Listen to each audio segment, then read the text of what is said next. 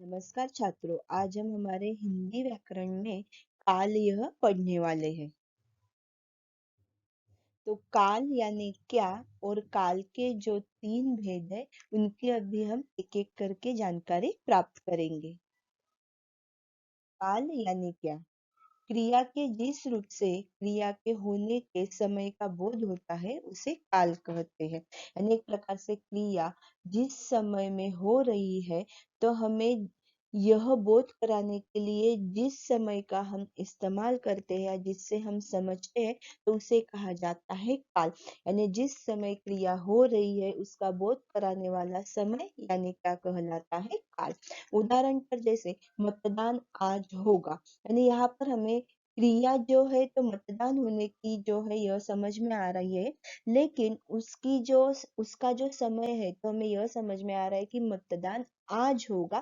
तो इस प्रकार से यह हुआ काल का उदाहरण। गाड़ी शाम 4 बजे आती है, तो गाड़ी आने की जो क्रिया है वो चल रही है, लेकिन वो 4 बजे आएगी यह हमें उस समय का पता इस शब्द से समझ में आता है, तो इसीलिए उसे कहा जाता है काल। काल के तीन प्रकार है: वर्तमान काल, भूतकाल और भविष्यत काल। अभी हम एक एक करके उनकी जानकारी प्राप्त करेंगे। काल के भेद, इसमें पहला प्रकार है वर्तमान काल। क्रिया के जिस रूप से उसके चल रहे समय में होने का बोध होता है उसे वर्तमान काल कहते हैं। यानी क्रिया के जिस रूप में जो क्रिया है वह अभी चल रही है, अभी घटित हो रही है, यह हमें जिस समय से पता चलता है या जिस समय से हमें उसका बोध होता है तो उसे कहा जाता है वर्तमान काल। जैसे कि देखो, किसान हल चला रहा है, हल चलाने की क्रिया जो है अभी घटित हो रही है। हमें क्रिया के इस रूप से यह समझ में आता है कि हल चलाने की क्रिया अभी घटित हो रही है।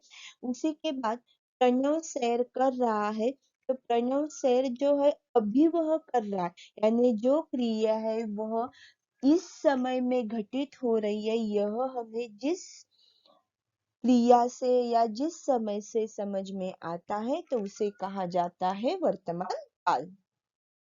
आगे का हमारा प्रकार है भविष्य काल। क्रिया के जिस रूप से आने वाले समय में उसके होने या करने का बोध हो उसे भविष्यत काल कहा जाता है। यानी क्रिया का जो रूप रहता है तो उसमें जो क्रिया है वह आने वाले समय में आगे होगी।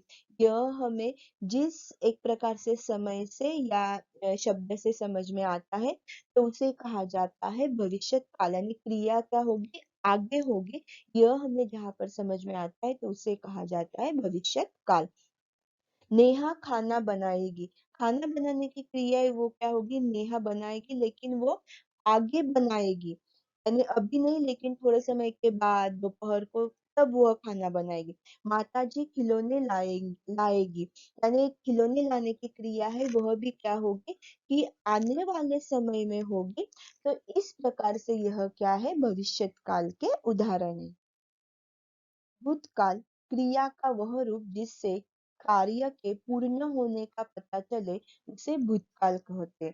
यानी क्रिया का वह रूप जिससे हमें यह पता चलता है कि कार्य पूरा हो गया है तो उसे कहा जाता है भूतकाल।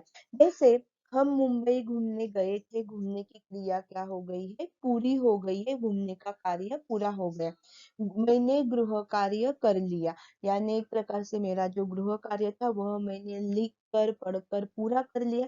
यानी जहाँ पर क्रिया का जो कार्य है वह पूर्ण हो गया है, पूरा हो गया, यह हमें जहाँ पर पता चलता है तो उसे कहा जाता है भूतकाल। तो छात्रों, हमने देखा कि काल यानी क्या और उसी के बाद काल के जो तीन भेद है: वर्तमान काल, भूतकाल और भविष्य काल, यह हमने देखा। वर्तमान काल यानी क्या? कि अभी जो क्रिया शुरू है यह हमें जिस एक प्रकार से समय से समझ में आता है तो उसे कहा जाता है वर्तमान काल। उसके बाद है भविष्य काल। भविष्य काल यानी क्या? कि क्रिया जो है वह आगे के आने वाले समय में होगी। यह हमें जहाँ समझ में आता है तो उसे कहा जाता है भविष्य काल। और भूतकाल यानी क्या?